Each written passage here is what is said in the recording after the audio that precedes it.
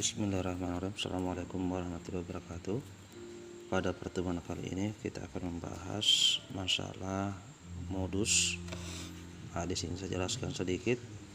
Modus atau bisa disingkat dengan MO, suatu data atau data umum yang sering muncul atau data umum yang memiliki frekuensi tertinggi. Jadi nanti Anda harus pahami modus itu apa. Itu data umum yang sering muncul atau data yang memiliki frekuensi yang tertinggi. Sekarang bagian A.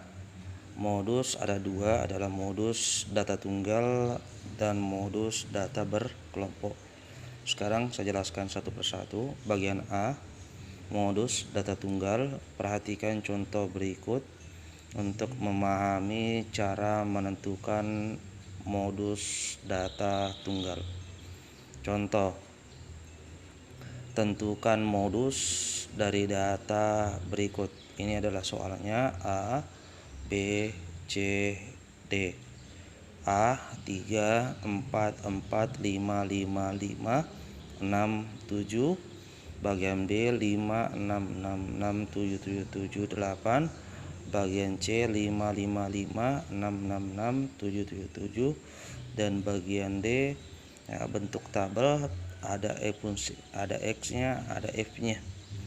Sekarang penyelesaian. Lihat, tadi dijelaskan bahwa modus adalah suatu data umum yang sering muncul atau data yang memiliki frekuensi tertinggi. Ini data A yang sering muncul dari 3, 4, 5, 6, dan 7. Itu yang 3 kali muncul adalah angka 5. 1, 2, 3. Maka modusnya adalah 5. Bagian B yang sering muncul 6 ada 3, 7 ada 3. Berarti modusnya adalah 6 dan 7. Bagaimana dengan bagian C? Kalau sama 3 kali sama semua, maka dikatakanlah tidak memiliki modus. Karena ini sering semua muncul. Untuk bagian D, ini ada X-nya, ada F-nya. Dia lihat di sini data yang sering muncul, sedangkan data di sini tidak ada yang kembar. Cuma 5, 10, 15, 20, 25. Frekuensinya 1, 4, 5, 10, dan 5. Dia minta data umum yang sering muncul atau data yang memiliki frekuensi tertinggi. Frekuensi yang tertinggi itu adalah di 10. Maka modusnya adalah 20. Itu tadi penjelasan untuk modus data tunggal. Sekarang kita masuk ke bagian B, modus data berkelompok. Sini dirumuskan MO atau disingkat modus atau MO. Ini adalah TB ditambah D1 per D1 ditambah D2 dikali P. Di sini ada keterangannya. MO itu disingkat dengan modus. TB itu apa? Tepi bawah kelas modus atau kelas dengan frekuensi tertinggi. Frekuensi tertinggi nanti dijabarkan. D1 itu apa? Selisih antara frekuensi modus dengan frekuensi sebelumnya. D2 selisih antara frekuensi modus dengan frekuensi sesudahnya. P itu apa? Panjang kelas. Ini adalah rumusnya. Sekarang kita lihat lebih jelasnya contohnya. Perhatikan data pada tabel berikut. Pendapatan dengan frekuensi mulai dari 32 sampai dengan 38 itu yang mendapatkan 8 atau frekuensinya 8.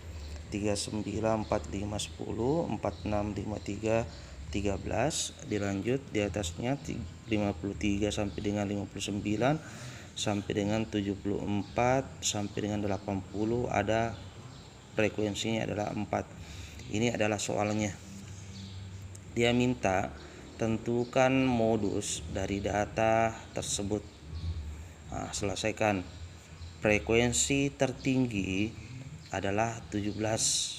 Frekuensi kita lihat, frekuensinya 8, 10, 13, 17, 14, 11 dan 4. Maka dijelaskan di sini frekuensi tertinggi adalah 17 yang terletak pada interval 53 sampai dengan 59.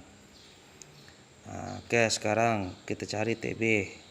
Tadi penjelasannya TB, tapi bahwa kelas modus atau kelas dengan frekuensi tertinggi. Frekuensi tertinggi tadi dia terletak di 17. Berarti TB-nya ambil 53 dikurang 0,5. Itu adalah rumusnya, harus dikurang dengan 0,5 sama dengan 52,5. Ini adalah TB-nya.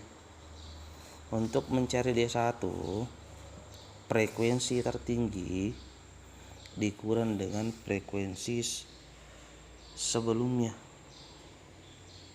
Jadi 17 dikurang sebelumnya itu adalah 13, maka D1-nya adalah 4. Untuk D2, frekuensi tertinggi dikurang dengan sesudahnya. 17 dikurang 14 itu sama dengan 3. Dan untuk mencari P-nya, panjang kelasnya diambil dari 39 dikurang 32. 39 dikurang 32 itu sama dengan 7. Sekarang kita tulis rumusnya. MO sama dengan tadi rumusnya, MO sama dengan TB ditambah D1 per D1 ditambah D2 dikali P. Di sini ditulis kembali MO sama dengan TB ditambah D1 per D1 ditambah D2 dikali dengan P. TB-nya berapa? Sudah diketahui TB-nya tadi 52,5 ditambah D1 berapa? D1 tadi sudah dapat 4 per D1 kembali 4 D1, D2 nya itu adalah 3, berarti 4 ditambah 3. Untuk P nya tadi P nya sama dengan 7, berarti 7. Sekarang 52,5 ditambah 4 kali 7 28, 4 tambah 3 7. Jadi nilainya bisa dibagi langsung. 28 dibagi 7 itu dapat 4. Jadi 52,5 ditambah 4 itu sama dengan 56,5. Jadi modus dari data tersebut itu adalah 56.500.000 rupiah. Itulah tadi untuk penjelasan modus untuk mengerjakan. Nanti Anda untuk tugas ke-7 Anda kerja siap ujian. Perhatikan data tabel berikut. Cara kerjanya ini sudah ada pilihannya, tapi harus dikerja, harus diberikan jalan kerjanya. Oke, demikianlah untuk pertemuan kali ini. Saya kira assalamualaikum warahmatullahi wabarakatuh.